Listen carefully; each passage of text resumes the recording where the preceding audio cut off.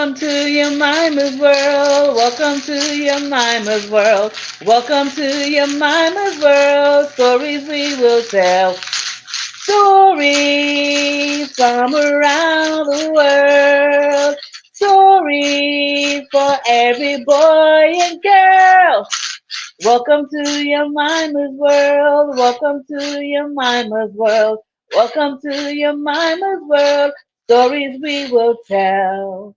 Welcome to your Mama's World, the Jelly Moose's Cafe, and today we have dinner time story time because I wasn't available today for lunchtime story time. So, what story is on the agenda for today? It is Freedom on the Menu, written by Carol Boston Weatherford and paintings by Jerome Lagaragu, and it's Freedom on the Menu, the Greensboro Sit-In. All right. Just about every week, Mama and I went shopping downtown. I loved having her all to myself in the afternoon. Whenever it was hot or we got tired, we'd walk over to the snack bar in the Five and Dime store. We'd stand as we sipped our cokes because we weren't allowed to sit at the lunch counter. Once I watched a girl swivel a stool as she spooned a banana split. In the empty seat beside her was a purse, almost exactly like mine. Can I have a banana split? I begged Mama. Not here, Connie, said Mama. I'll fix you one at home. It won't be the same, I grumbled. All over town, signs told Mama and me where we could and couldn't go. Signs on water fountains, swimming pools, movie theaters, and even bathrooms. Everybody I knew obeyed the signs, except my great aunt Gertie from New York. Once, when she visited us, she drank from a whites only fountain and said real loud, I ain't never heard of colored water. Have you, Connie? Then she lifted me up so I could take a sip. I looked up from the fountain. Y'all better not do that, a man scolded. I started to say, sorry, mister, but Aunt Gertie just huffed. I'm too old for these silly rules. It was real hot that day, but the man walked away without even taking a drink. There weren't any signs up in the Five and Dime, but we still knew how it was. Most people didn't expect change anytime soon. But my daddy, he thought different. Dr. King's coming to town, he told us one morning. Who's sick? I asked. He's not that kind of doctor, Connie, Daddy laughed. He's a minister who's working to make things better for us, said Daddy. So we can go anywhere we please, said Mama. Like the lunch counter? I asked. Yep, said Daddy, and other places too. Later that week, our whole family went to hear Dr. King preach at the college chapel. I didn't really understand all of his speech, but I liked his booming voice. It sounded as if he believed God was on our side. Every few minutes, Mama said, Amen. And when Dr. King sat down, everyone stood and clapped for a long time. Soon after that, my brother and sister joined the National Association for the Advancement of Colored People. Everyone called it the NAACP. They let me tag along as they went door to door helping people to sign up to vote. I've never voted in my life, said a white haired lady leaning on a cane. Or will I get to vote for the president? Yes, ma'am, I said. My brother wants to be president when he's all the way grown. Well, you tell him he's got my vote, she chuckled. And to hold on to those big dreams, she said, handing me her voter registration form. Yes, ma'am, I'll tell him, I promised, thinking about my own dreams too. Times are changing, she said, waving as I left. Then one day, Mama and I went shopping downtown. We stopped at the snack bar just like always, and I tugged at Mama's sleeve. Look over at the lunch counter. We know those boys. There sat four of brothers, friends from AT&T College. Do they know they're in the wrong place? I whispered. Well, some rules have to be broken, Mama whispered back. I heard one of them order coffee and a donut, please. I'm sorry. We can't serve your kind, said the blonde haired waitress, wringing her hands. Boys didn't budge. Don't y'all understand English? a kitchen worker said. Going over to the snack bar, she hissed, and stop making trouble here. The manager tapped his foot and jutted out his chin. They can sit there forever for all I care. Old white lady came up to the boys. I'm so proud of you, she said, clear as a bell, so everyone could hear. I wish someone had done it sooner. The waitress kept wiping and rewiping the counter and refilling the salt and pepper shakers, sugar pourers, and the napkin holders. Suddenly, the manager came back with a tall policeman. Let's go, Connie, said Mama. The manager shooed us right out of the store and then put a closed sign in the window. I couldn't wait to tell brother. Why did your friends do that? I asked. If we can spend money at a store, said brother, it's only fair that we should be able to eat at the store's lunch counter. I guess so, I said. You think it'll work? Well, sometimes it's important just to try, said Daddy, rubbing his chin. The next day, Daddy showed me the newspaper. The headline said, Negro students stand up by sitting down. They sat 4 hours, said Daddy, peering over his newspaper. I'd be too hungry to wait that long, I said. Well, Connie, they didn't really want food, said Daddy. They wanted to be allowed to get it, same as if they were white, and to be treated fairly. By Friday, we heard on the news now that hundreds more had joined the sit-ins. The protests are growing, I told Daddy. I'm joining the sit-ins, Brother said, bursting into the room. And I'm going to pick it downtown, said Sister, tomorrow. I want to go too, I said. I'm plenty big enough to hold a sign, and I know I can sit. Well, it's good that you want to help, said Daddy, but Connie, you're too young for these things. I never get to do anything important, I pouted. You can help us make picket signs, said Sister. "Oh, that's very important." The next morning, I handed Sister my little flag for her to carry. We'll tell you everything when we get home, Brother promised. Turns out, I saw the protest on TV. Hundreds of people walked up and down the sidewalks in front of stores, restaurants, and movie theaters. I saw my own sister carrying a picket sign, and there was the back of Brother's head at the lunch counter. My own brother! I'm just so proud of them, Daddy said.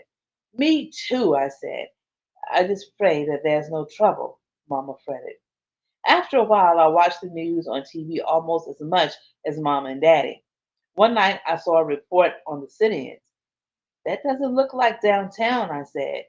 Well, Connie, the sit-ins have spread all over the South, said Daddy. Just then, the phone rang. I answered it. Daddy, it's Sister. She got arrested at the lunch counter. She's in jail. Sister, who always got A's in school, who hardly ever got into trouble, who was what Mama called the mule stubborn. Daddy raced to the police station, but Sister wouldn't let him get her out of jail. He told me how the students kept chanting, jail not bail, jail not bail, jail not bail. We can't just leave Sister in here with the bad guys, I pleaded. She's made up her mind, Connie, said Mama, wiping a tear. She wants to stay with the other students. In a few days, Sister came home. Promise me you'll stop picketing, I begged. I can't do that, she said, hugging me tight. Now, instead of shopping downtown, we had to order from the Sears catalog. Mama and I lived through the big, thick catalog together, and she even let me help pick out things. But we both knew it wasn't the same. How long before the sit-ins are over, Mama? I asked. Till folks get what they want, said Mama. That summer, Mama, Daddy, and I finally went downtown. When we passed Woolworths, I heard someone shout, They're serving them! Daddy stopped so fast that the brakes screeched and Mama and I jolted forward. We parked and ran to the lunch counter. There sat the woman who worked in the restaurant's kitchen. They were all dressed up fancy and eating egg salad. I can't even stand the smell of egg salad, but I stood and watched them take every bite. It's pretty good, I said. Daddy and I shared big grins. The next day, brother, sister, and I made a special trip downtown. Brother wore a suit and tie. We girls wore hats and white gloves. At the lunch counter, I climbed up on a stool next to them. We'll have 3 hot dogs, 3 French fries, 2 coffees, 1 Coke, and 1 banana split, please, I told the blonde haired waitress. Sister and brother sipped coffee, and I twisted on my stool while we waited for our meals. Our food soon arrived. As I ate, the waitress popped an extra cherry on a mound of whipped cream. She still looked nervous, but she smiled at me. It was the best banana split I had ever had. All right, so this is taken from the Greensboro Four.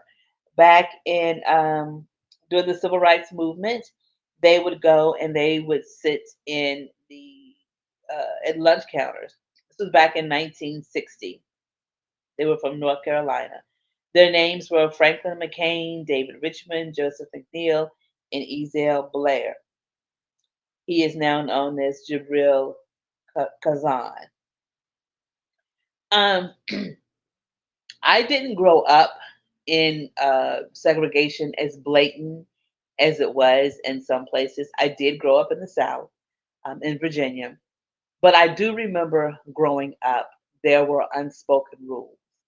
Um, we knew that when we went to the doctor's office, black people sat on one side, white people sat on the other side. Even when my younger brother was born, and he was born in 1972, black babies were on one side of the nursery and white babies were on the other side of the nursery. So we were still very much segregated. Even at the parade, white people stood on one side of the street and black people stood on the other side of the street. It was very much unspoken and unwritten rules that we just followed until probably about maybe the late 70s, early 80s before it actually changed. I remember going to the fair. We used to have a fair nearby every October. And when we went to school, we would get these big orange tickets. All of the students got to go to the fair free. We would get our free tickets from school. And it was never discussed, but all the white kids went to the fair on Tuesdays, and all of the black kids went to the fair on Thursdays. Never knew why, just never discussed. That's just how it always was. And I was watching um oh god, Oprah Winfrey and Danny Glover movie, and the name of it escapes me right now. Beloved. Thank you, Spirit. Beloved. I was watching Beloved, and Danny Glover and Oprah Winfrey's character was going to the fair, and he said they were going on Colored People Day, which was a Thursday, and so it was still trickling down back in the 70s. Colored People Day at the fair. So, with this freedom on the menu, our children stepped up and stepped to the plate to do things that people would have said they were too young to do. When we look at Malcolm X and Dr. King, we look at them because they were so mature for their age and they were such freedom fighters. We look at them as if they were older. They weren't. Dr. King was 38, 37, 38 when he was assassinated. Malcolm X was 39. So they were not elders. They were not elderly. They were young men. And they were definitely young men when they started fighting social injustices. Now, the only problem that I have with the sit-ins, and I know that they did what they had to do, is I don't think I would have eaten the food. I don't think I would have fought so hard to be in places um, where they really didn't want me, and then all of a sudden they say, "Okay, well, come on in." I'd have been very, very leery of eating the food. Even in today's time, when we go to restaurants, we always say, don't piss off your waiter or don't piss off the chef or the cook because you're going to get a wad, in your food. And as much as I know that's what our ancestors did on the plantation, I know that the descendants of the enslavers certainly probably did the same thing at these lunch counters. So I think I may have protested in other places, but restaurants, Mm, no, I don't think so. So look, I hope you have enjoyed Freedom on the Menu, the Greensboro sit-ins, and I hope you're enjoying these stories. I do these stories for kids because, again, these are not something stories that are going to be taught to them in school. They're not going to learn about these stories, these historical stories. And if certain people go into the White House come January, all of these books will be taken out of the school. And unless you go to the library or order them from Amazon or wherever and really read them to your kids are going to miss out on a lot of valuable information. They need to know what happened in the past so when it happens again in the future, and it will, they will be prepared. It won't catch them by surprise. They'll know what they need to do and what they may need not to do. I don't know, but we have to prepare them. Um, so thank you again for joining me for dinner time, story time, and until next time, I will see you later. Peace, fam.